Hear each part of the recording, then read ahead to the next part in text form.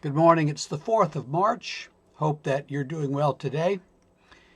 So, yesterday we talked, the day before too, about this system that we're tied up in, this system that wants to generate more consumption and does it by persuading us that we need things, creating desires within us that we then want to fill, and those desires ultimately, as we saw last week, lead us to sin. So the problem is that we have to eat. We can't just say, well, I don't need bread, forget it. I'll eat cake. We need to eat. We need bread. We need to be nourished and sustained. And we don't really need as much as we have. But what do we need?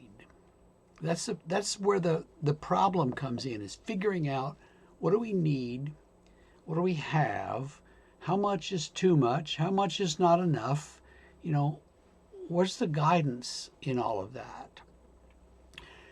John Calvin taught that we should really work as hard as we can at the place we are in society, to make as much money as we can so that we'd have more to give to the work of God at the church. And somewhere along the line, it was left off, that last part. So we should just make as much as we can so that we'll have more. And that's where capitalism really took off and stuff.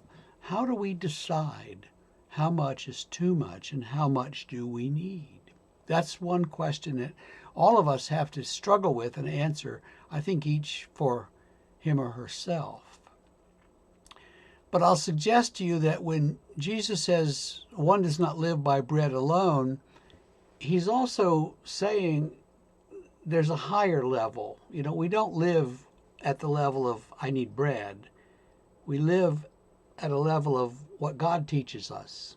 So he says one does not live by bread alone, but by every word that comes from the mouth of God. And so we have to study the Bible and see what it is that God says through Jesus and through the prophets and the whole thing, what God is saying to us about how much is too much and how much do we need. Now, some people get like St. Francis and sell everything except a robe and a pair of sandals and walk around on earth living off the goodness of others. And other people accumulate way more than anyone needs, and it's like an obscene embarrassment for how much they have, and they say, well, God must love me because look how much I've got. All of those dynamics are in this thing, and it's just hard. That's why I'm saying let's not leave it at the level of bread, but let's look at higher levels and different levels and see what it is that Jesus teaches us about our lives and about our consuming and our accumulating lives that might lead us to become less selfish, more giving, and more generous people. I think that's part of the goal here. See you tomorrow.